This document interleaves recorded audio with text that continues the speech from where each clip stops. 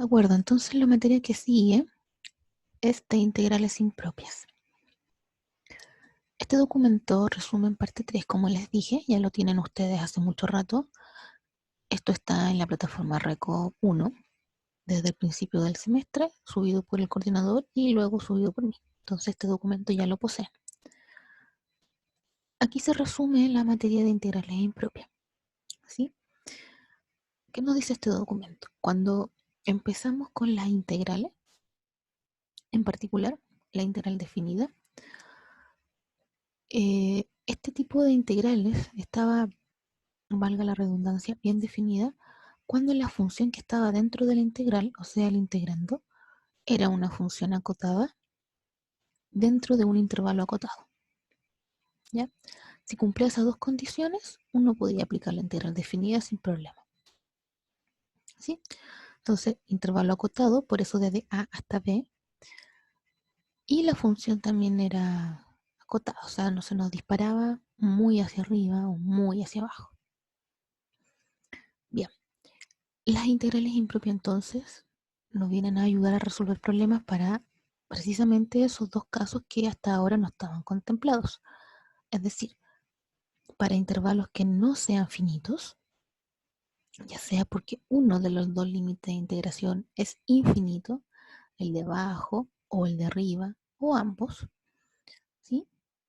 O para funciones que no son acatadas o que tienen discontinuidad, que también se le puede ver de esa manera, ¿sí?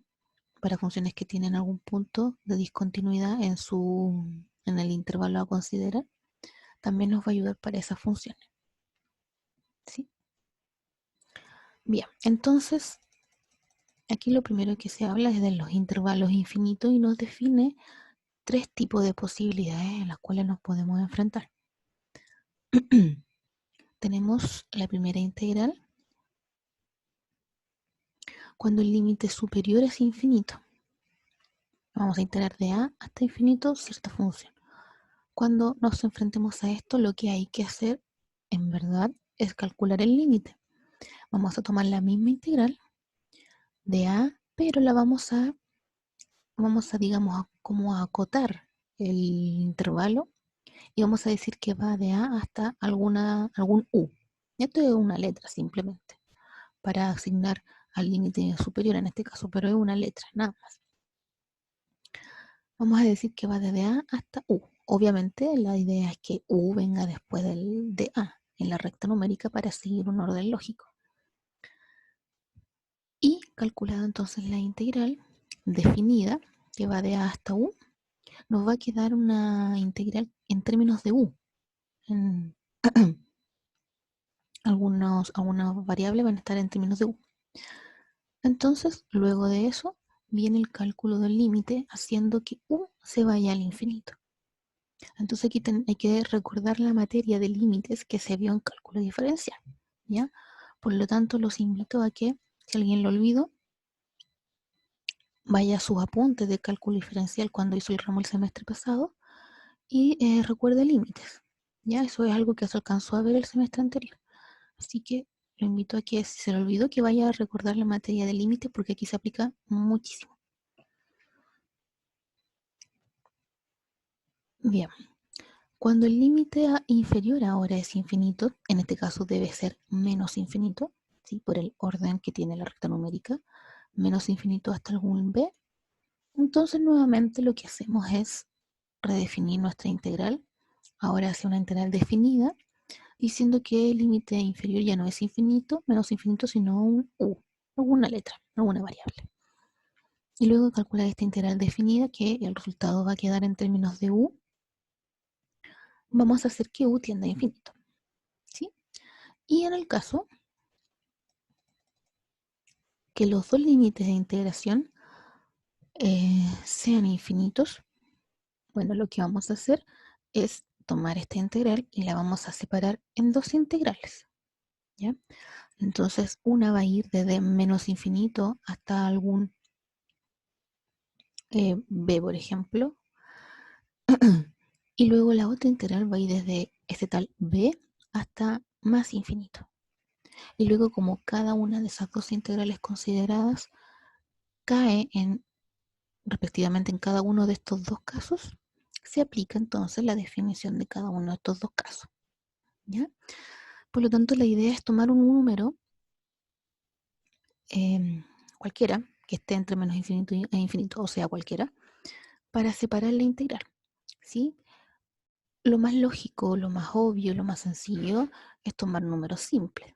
Me refiero a, si va a tomar esta integral y la va a separar en dos, lo práctico sería desde menos infinito hasta el cero y del cero al infinito, por ejemplo. O dependiendo de la integral, que es lo que nos convenga, desde el menos infinito hasta el 1 y del 1 al infinito.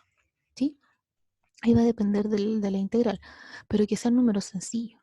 En estricto rigor, ustedes podrían elegir el número que se les plazca y decir, por ejemplo, tomen la integral desde menos infinito hasta 1000 y después desde 1000 hasta infinito. Eso es matemáticamente correcto, pero tiene las desventajas de que se considera un número más grande. Entonces, ¿para qué complicarnos la vida si podemos elegir el cero que está al centro y que nos facilita mucho el cálculo de la integral definida posteriormente? Bien. Y el otro caso de integral impropia es como dice acá cuando el integrando es discontinuo. Entonces este era el caso que yo les decía cuando la función no era acotada, que se nos disparaba mucho hacia arriba, mucho hacia abajo. ¿Eso por qué ocurre? Porque tiene punto de discontinuidad. Entonces en algún punto generalmente pasaba con las fracciones, si lo recuerdan, cuando teníamos una función racional y en cuya variable, en cuyo denominador, perdón, se encontraba la variable x y no queríamos que esa x fuera cero o que el denominador en verdad fuera cero. Entonces ahí se encontraban puntos donde la función se nos iba a ir o muy arriba, que decíamos que se nos iba a más infinito, o muy abajo, cuando decíamos que se nos iba a menos infinito. Entonces, para ese tipo de funciones que tienen esas discontinuidades, el cálculo de la integral impropia es el siguiente. Ya. Aquí aparece una escritura con un epsilon que yo encuentro en lo personal poco amigable para comprender si uno no tiene muy fresca la memoria de los límites y sobre todo el manejo de los epsilon. Por lo tanto, les voy a mostrar otra notación que en verdad equivale a lo mismo, ¿ya? Es exactamente lo mismo. Se las voy a mencionar y luego las voy a mostrar, ¿ya? Cuando vayamos viendo ejercicios y las vamos a ir mostrando. La idea es, suponga que en este caso, supongo que la discontinuidad está en B, o sea, en el límite superior. La función está bien definida desde A hasta B, pero en B tiene un punto de discontinuidad. Entonces, ¿qué vamos a hacer en ese caso? Vamos a tomar la integral, la vamos a redefinir con nuevos límites de integración.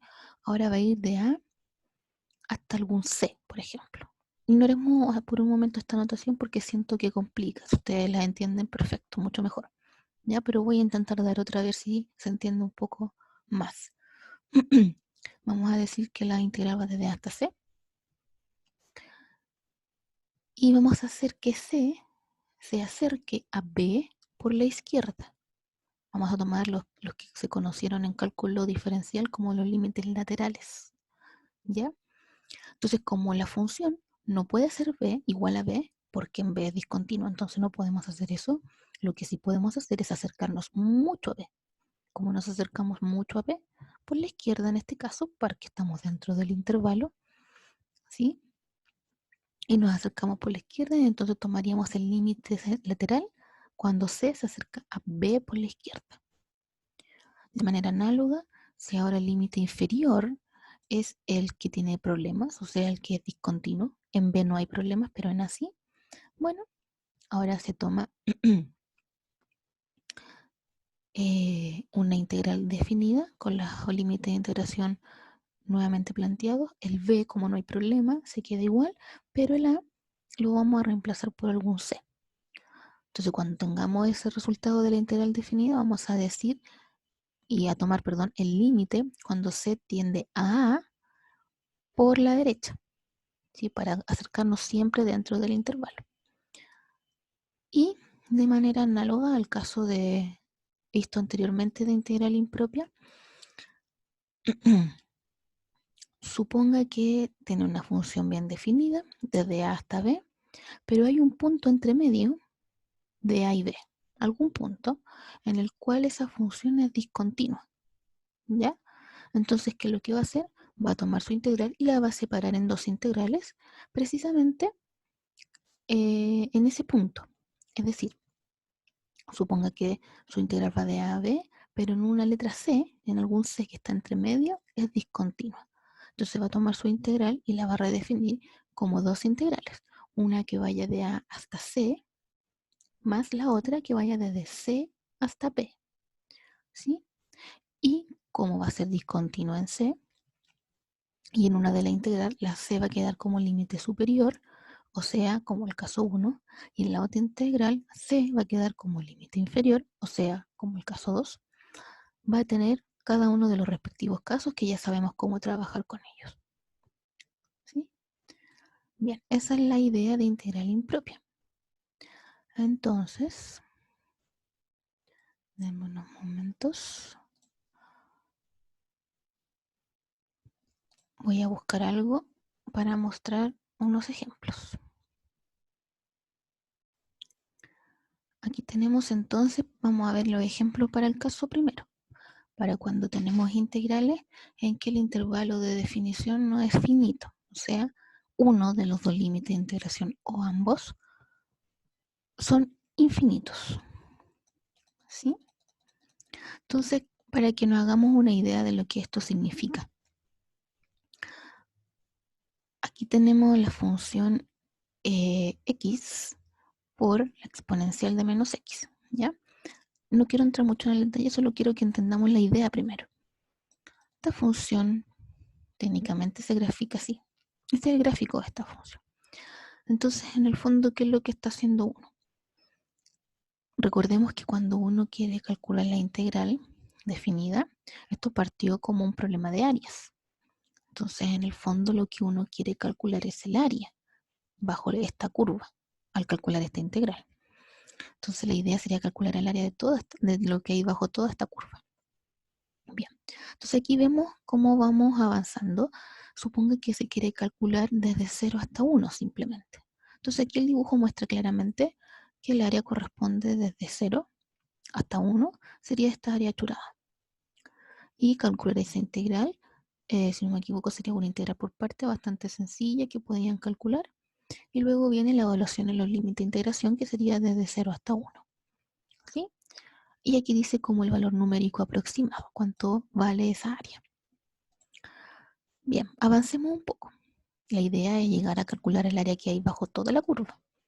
Ahora avancemos un poco más y se calcula desde 0 hasta 2. Entonces la misma integral la calculamos de la misma manera por parte. Luego se evalúa, ahora en este caso, desde 0 hasta 2. ¿Sí? Se mete el resultado, esta expresión en una calculadora y se obtiene que en números significa esto. O sea, eso vale esa área. Avanzando un poco más, de 0 hasta 3. ¿Sí? De 0 hasta 3, aquí el gráfico se pasó un poco, debió haber llegado solo hasta acá, hasta 3. Y bueno, calcular nuevamente la integral, pero ahora de 0 hasta 3 con los límites de integración y luego meter a la calculadora para saber el número exacto. Ya, entonces así vamos avanzando, pero todavía no abarcamos toda la curva. Entonces, tomemos una variable nueva, digamos que va de 0 a b, ¿sí? Donde veas algún número muy grande, no sabemos cuál, pero es un número.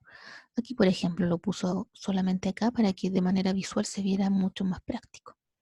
Lo puso ahí, pero puede estar en cualquier lado. B.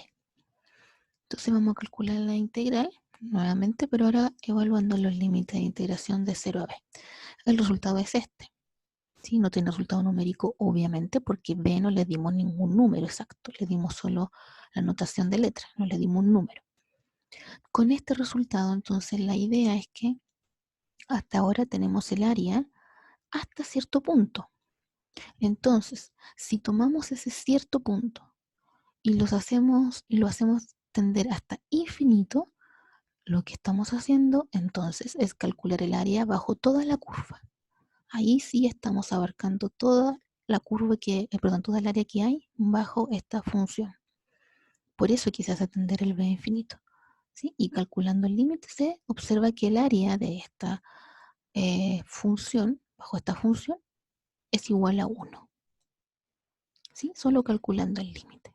Entonces, esa es la idea, ¿ya? De manera así como gráfica para que no nos familiaricemos con el concepto, ¿ya? Pero nosotros nos van a pedir la integral impropia, no hay que hacer los dibujos, era solo para que se pudiera observar un poco mejor. ¿Ya? Esto es lo que le decía yo entonces. Tenemos una integral que aquí tiene un límite menos infinito en el límite inferior. Entonces, ¿qué es lo que se hace? Se redefine la integral bajo nuevos límites de integración. El que no nos causa problema lo dejamos igual. Y el que comilla nos causa problema, en este caso menos infinito, lo cambiamos por otra variable. Y luego calculamos la integral indefinida. Y finalmente, esta integral nos va a quedar en términos de a, ¿sí? Porque a es algo que asignamos, una variable que asignamos. Y luego hacemos tender a menos infinito. De manera análoga cuando el límite superior es infinito. ¿Sí? Entonces, cuando uno calcula límites, si recordamos en cálculo diferencial, cuando uno calcula el límite, había casos en que el límite no existía. ¿Ya? Eso se puede dar. No estamos ajenos a esos casos. ¿Sí? El límite puede tanto existir como no existir. Si el límite existe, cuando uno lo calcula, entonces se dice que la integral converge. Si el límite no existe, por las razones que sea, decimos entonces que la integral diverge. ¿Sí? Bien, veamos este ejemplo, veamos unos ejemplos y después les toca trabajar a ustedes. Dice, encuentra si es posible esta integral. ¿Sí? Entonces, ¿qué observamos? Observamos que el límite inferior ahora es menos infinito. ¿Sí? Entonces, estamos en alguno de los casos recién vistos. ¿Y qué nos decía? Sí, vamos a devolvernos. Acá, si el límite de abajo, el inferior, es menos infinito, entonces reemplázalo por una variable nueva, a. Entonces ahora vamos a redefinir nuestra integral y en vez de ir de menos infinito a menos 1, va a ir de a menos 1. ¿Sí? Pero es la misma integral. No cambia nada más que el límite. Le asigno una variable al menos infinito. Bien, y esta integral se calcula como corresponde. ¿Sí? No, se calcula con algún método de las integraciones que hemos visto. Ya no se va a escapar de eso. Entonces, cuando ustedes se enfrenten a este tipo de problemas, la integral a resolver se va a resolver por alguno de los métodos ya aprendidos. Por ejemplo, aquí, por una sustitución simple, se calcula esta integral sin problema. Bien, no me voy a detener en esto porque esto ya es materia vista. Una vez que calculó la integral indefinida, ¿sí? Lo que está acá adentro, llegó a este resultado. Ese es el resultado de su integral indefinida. Luego, como aprendimos, en integral definida hay que evaluar en los límites de integración, que en este caso son a y menos 1. Entonces, ¿qué es lo que hace? Evalúa su expresión, su resultado, en menos 1, ahí está el resultado, y le resta la evaluación de esto mismo, pero en a. Y ahí está la evaluación. Y queda suma porque es una resta y además esto es negativo. Entonces se juntan dos negativos, positivos. Y evaluado en a. Bien, entonces como yo les decía, les queda una expresión en términos de a, en términos de la variable que nosotros asignamos. Bien, ahora tomamos nuestro resultado y le aplicamos el límite cuando a tiende a menos infinito. Entonces, si ven, retoma la integral original, que va de menos infinito a menos 1 de esta función, y lo iguala al resultado, obviamente, que esto es lo que obtuvimos, aplicándole el límite cuando el a tiende a menos infinito. Y entonces, aplicando el límite, se observa que el resultado de esta integral es simplemente menos 1 dividido 2e. ¿Sí? Y como nos dio un número exacto, el límite existe, se dice que la integral converge y tiene ese valor. ¿sí? En este caso,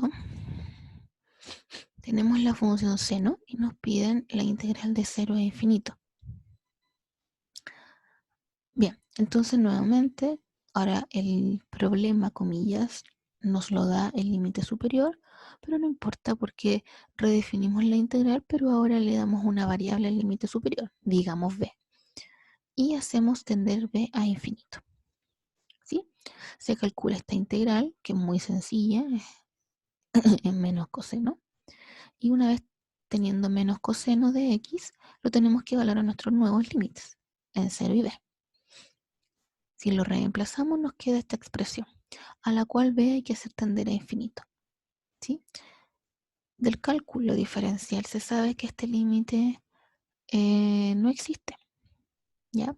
Si hacemos tender b a infinito, esto no existe. Por lo tanto, el resultado de esta integral tampoco existe, no converge a nada. Decimos que la integral entonces diverge. De hecho, aquí hay un gráfico de apoyo. Aquí tenemos la función seno. Y claro, si queremos calcular el área bajo la curva, no podemos decirlo si se tiende esto a infinito, desde 0 a infinito. La curva sube y baja de manera periódica, como ya sabemos. Entonces no hay ningún problema. Si uno no encuentra el límite, uno dice que la integral diverge. Eso es todo. Bien. Y este es el tercer caso que ocurre cuando los dos límites de integración son infinitos. O sea, es una integral que va desde menos infinito a más infinito. ¿Sí? Pero como se dijo, no hay ningún problema. Lo que uno tiene que hacer es escoger un número que está entre medio y separar la integral. Y si se fijan aquí ya les dice como elijan el cero. Esto, repito, no es obligación. Ustedes pueden elegir el número que deseen, pero se recomienda el cero porque es lo más simple, solo por eso. ¿Sí? Y luego de separar las integrales en estas dos integrales, si se fijan, cada una de estas integrales corresponde a lo que ya se abarcó. Entonces se resuelve de esa manera. Por ejemplo, esta función vamos a tomar, la vamos a separar, vamos a decir que va de menos infinito a cero y la otra va a ir de 0 a infinito. Vamos a calcular una primero, la que va de 0 a infinito. Y ahora se van a fijar por qué.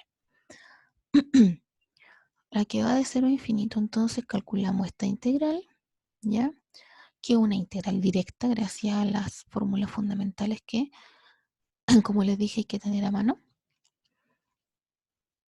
Y se calcula de manera directa y luego se evalúa entre 0 y b. Ojo que acá aparece tangente a la menos 1, que eso es una notación para la inversa, ¿ya? No confundirse con que esto significa 1 partido tangente. No, esta es la notación para la inversa, lo que también se conoce como arco tangente, ¿ya? Bien, entonces volvemos de 0 a b, se evalúa, y luego b se hace tender a infinito, ¿sí? Entonces el cálculo diferencial sabemos que ese límite es pi medios. Luego recordamos una de las propiedades de la integral definida, que se las mostré. Les dije en particular en algunas propiedades para la integral definida si la función a integrar era par o era impar. ¿Sí? Para que si se olvidan, para que lo recuerden. Vayan al apunte y revisen para integral definida cuando la función era par o era impar. Y nos decía entonces en este caso que la función es par. Lo pueden comprobar evaluando al menos x, la función que está acá adentro. Y se van a dar cuenta que resulta la misma función f de x, o sea, es par. Y como es una función par, es simétrica con respecto al eje y. Y como es simétrica con respecto al eje y, lo que aparece al lado derecho del eje y se repite como un espejo hacia el lado izquierdo del eje y. Por lo tanto, si al lado derecho, lo que calculamos de 0 a infinito, la integral es pi medios, al otro lado también va a valer pi medios. ¿Sí? ¿Conclusión? tenemos las dos integrales, las sumamos y efectivamente nuestro resultado es pi. Como tuvimos un número real, un número exacto, decimos que la integral converge a pi. Bien, un par de comentarios. Esto de que la función es par, en este caso, nos ayudó para no tener que calcular la integral dos veces, ¿ya? Si alguien nos hubiese acordado de esto, por ejemplo, está en este ejercicio y no se acuerda esta propiedad de la función par, entonces simplemente hubiese tenido que calcular las dos integrales. Haber calculado esta y luego, por otro lado, haber calculado la integral que va desde menos infinito a cero. ¿Sí? Este dato de que la función es par y la propiedad que tiene la integral definida para funciones pares, ¿a qué nos ayuda? Nos ayuda a hacer el ejercicio mucho más corto, a ahorrarnos trabajo, solo eso. Si a alguien se le olvida, solo hubiera tenido que calcular dos integrales en vez de una, por haberse olvidado de esta propiedad simplemente. Y otro dato más a comentar. Cuando uno tiene estas integrales de menos infinito a infinito, por ejemplo, y las separa en dos, ¿verdad? Tomando un punto entre medio, si al menos una de ellas diverge, ya la integral original diverge. O sea, supongamos que, en este caso voy a hacer una suposición, la primera integral uno la calcula y el límite no existe. Entonces uno dice la integral diverge. Entonces no tiene sentido calcular la otra, porque ya una de las dos integrales diverge. Entonces, como conclusión, la integral original también diverge. ¿Sí? Ok. Bien, chicos. Quiero que hagan ese ejercicio.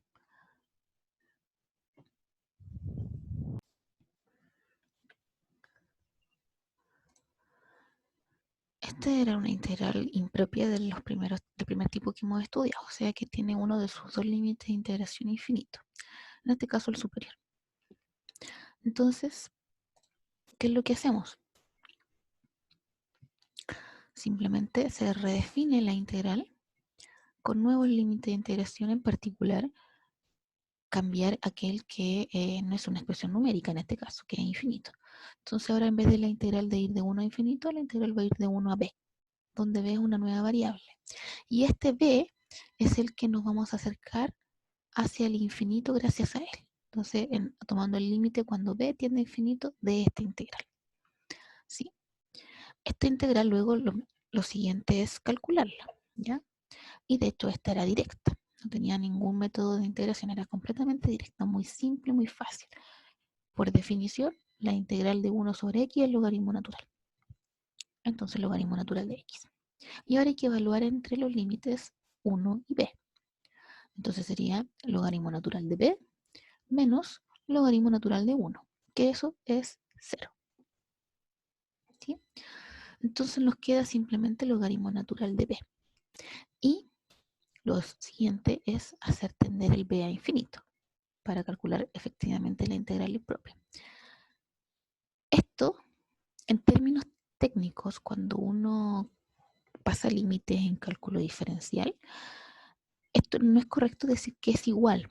Uno lo usa porque es muy cómodo, ¿ya? Porque hay distintas maneras en que el límite no exista. Una de ellas es cuando es infinito. Uno dice que el límite no existe, ¿ya? Otra es cuando los límites laterales no coinciden, ¿sí? O cuando oscila entre dos valores, etcétera. Hay diversas razones por las que un límite no puede existir, pero en particular cuando uno sabe que el límite le puede dar infinito o menos infinito, por comodidad y para puntualizar que el límite no existe por esa razón, uno puede escribir que es igual, comillas, a infinito, ¿ya? Sabiendo que no puede ser igual. Es solo una notación que resulta ser cómoda para determinar ese tipo de no existencia del límite, ¿ya? Entonces, perdón. Como nos dio infinito, la conclusión es que la integral diverge, ¿sí? No nos dio ningún número exacto, el límite no existe. Entonces, la única conclusión aquí es que el límite diverge, nada más. ¿Preguntas con el ejercicio?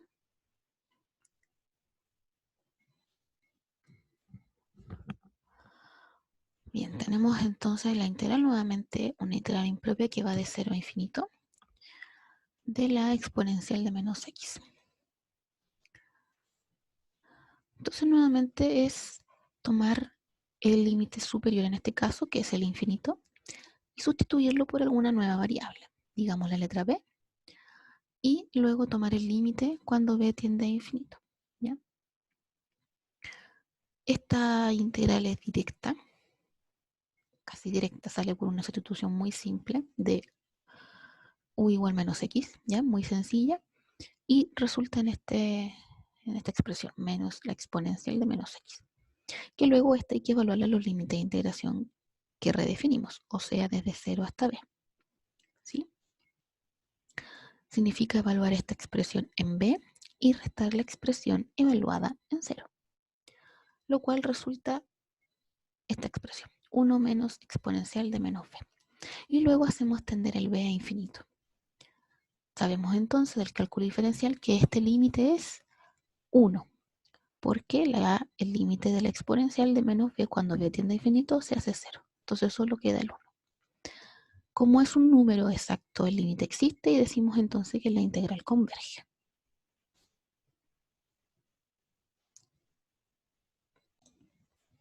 Bien, tenemos esta integral de 0 a infinito nuevamente de la función 1 partido x cuadrado más 1. Entonces, como hemos estado haciendo, redefinimos la integral ahora de 0 a b y tomamos el límite cuando b tiende a infinito. ¿Sí? Se calcula la integral indefinida como siempre y luego se evalúan los límites de integración como aprendimos en la integral definida. Entonces, esta integral es directa de la tabla de fórmulas fundamentales. Se observa que esta es la función arcotangente. ¿Ya? Entonces, arcotangente y las evaluamos entre 0 y b.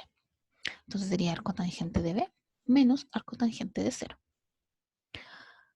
Y este es el resultado. ¿Sí? Cuando uno hace tender b a infinito, el resultado es pi medios. Bien, si alguien no visualiza esto, lo invito nuevamente a recordar cálculo diferencial sobre las trigonométricas inversas. ¿Ok? Para saber cómo calcular, por ejemplo, el arcotangente de 0, cómo saber cuánto vale el arcotangente de comillas infinito. ¿Sí? En términos simples lo voy a explicar muy rápido. Si alguien lo olvidó, nuevamente vaya a su apunte de cálculo diferencial y recuerde esta materia porque también la vamos a aplicar. Es que ahora en términos sencillos les voy a decir que si tienen el arco tangente de 0, por ejemplo, porque había que evaluar arco tangente de b menos arco tangente de 0. El arco tangente de 0 es 0. Entonces tienen que pensar en un ángulo expresado en radianes, ¿ya? Tal que la tangente les dé 0. ¿Qué ángulo? Ustedes le aplican la tangente y le da 0. Entonces hay que recordar que cómo se define la tangente. La tangente se define como seno partido coseno. Entonces ya, necesito saber qué ángulo el seno me da 0. ¿Sí?